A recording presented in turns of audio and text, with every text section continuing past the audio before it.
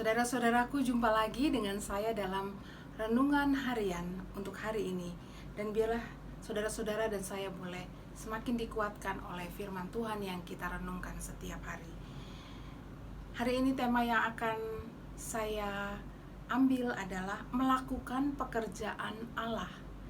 Dan bacaannya diambil dari 3 bacaan, Matius 12 ayat 22 sampai 32, lalu Mazmur 83 ayat 1 sampai 4, dan juga Keluaran ayat 7, pasal 7 maksud saya, ayat 14 sampai 25. Tapi sekarang saya hanya akan membacakan Matius pasal 12 ayat 22 sampai 32 saja. Sebelumnya mari bersama-sama kita berdoa terlebih dahulu. Mari berdoa. Bapa, sungguh kami bersyukur karena Engkau terus memberikan kekuatan kepadamu untuk merenungkan firman-Mu. Biarlah kami boleh menjadi anak-anak-Mu yang semakin mau dan berusaha sedemikian rupa untuk melakukan pekerjaan Allah. Berikan kekuatan kepada kami, berikan pimpinan-Mu, ya Allah. Dalam nama Tuhan Yesus Kristus kami berdoa.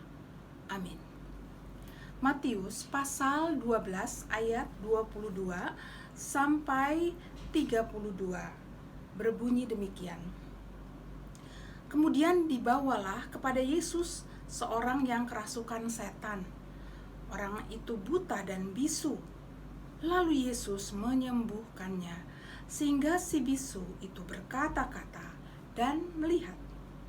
Maka takjublah sekalian orang banyak itu. Katanya, ia ini agaknya anak Daud. Tetapi ketika orang Farisi mendengarnya, mereka berkata, dengan Beelzebul penghulu setan, ia mengusir setan.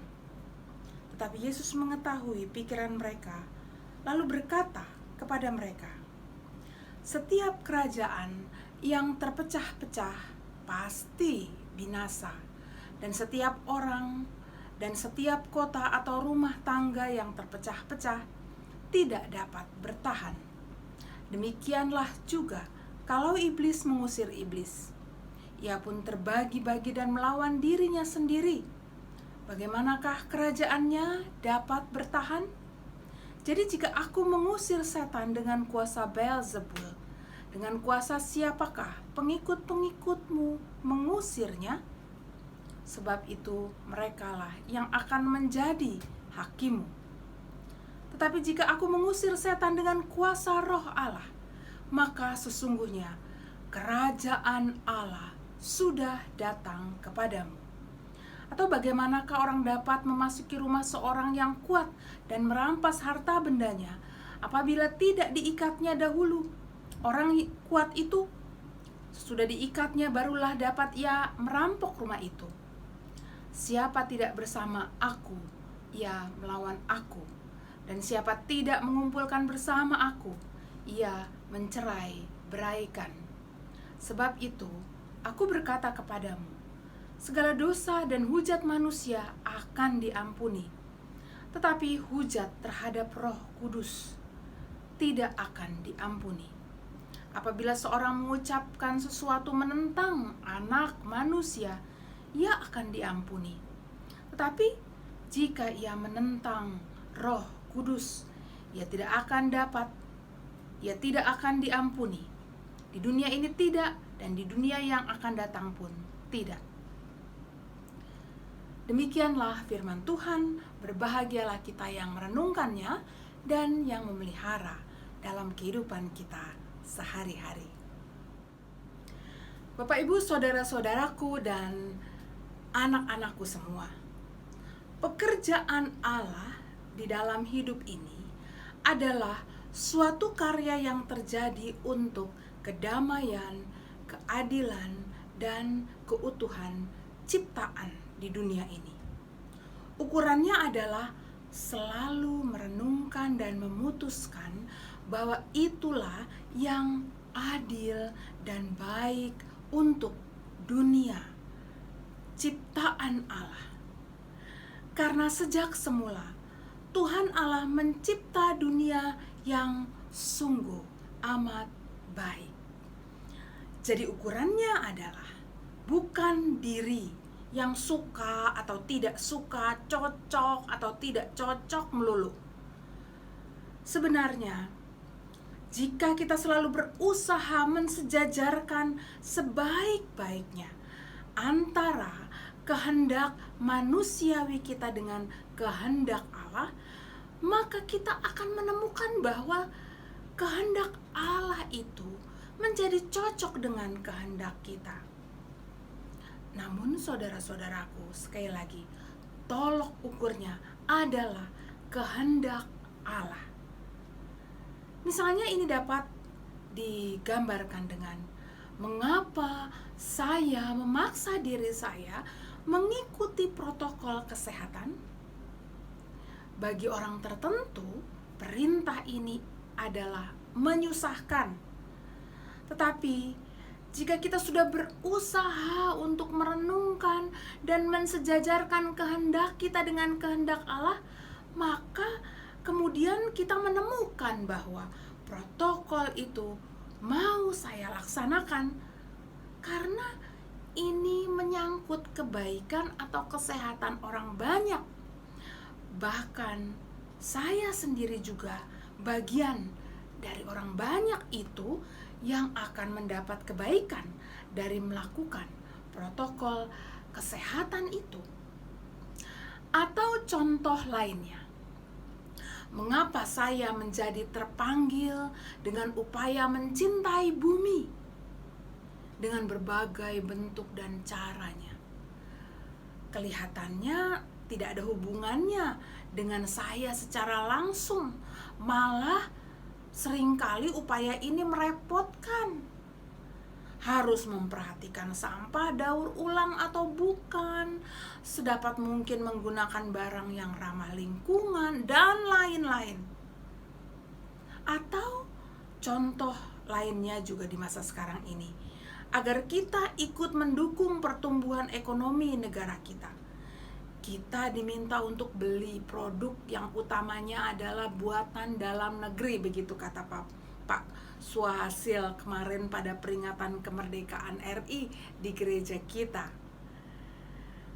Kita tahu tujuan ini adalah untuk kebaikan orang banyak, untuk masyarakat bangsa kita yang efeknya juga pasti berpengaruh pada saya sebagai salah seorang dalam bangsa ini.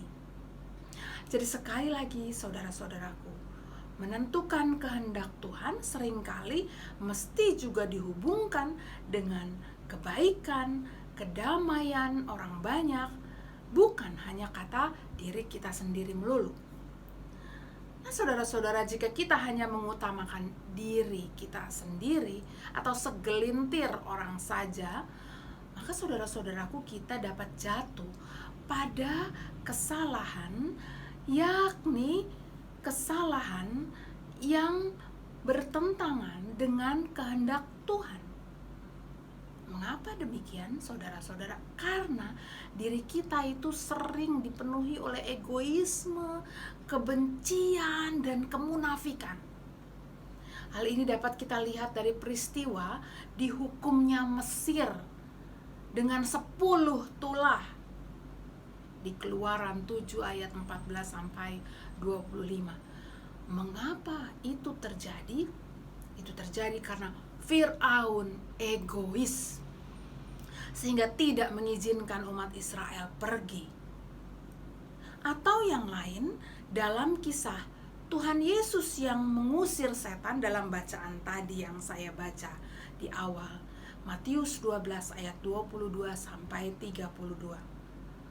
Para Farisi itu bukannya ikut bersyukur atas peristiwa pembebasan orang yang dirasuki setan itu, malah para Farisi itu mencari-cari kesalahan Tuhan Yesus.